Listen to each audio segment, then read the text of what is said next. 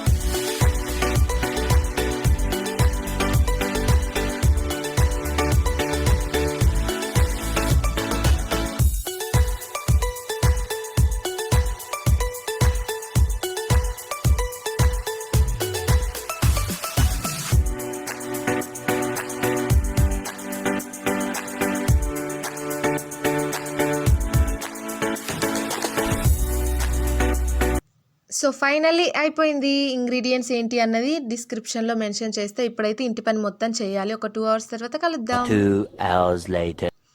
So ఇప్పుడే face wash చేసుకున్నా. మంచి స్మెల్ వస్తుంది అన్నమాట. మా మమ్మీ మక్క గారెలు చేస్తుంది. సో వెళ్ళి చూద్దాం.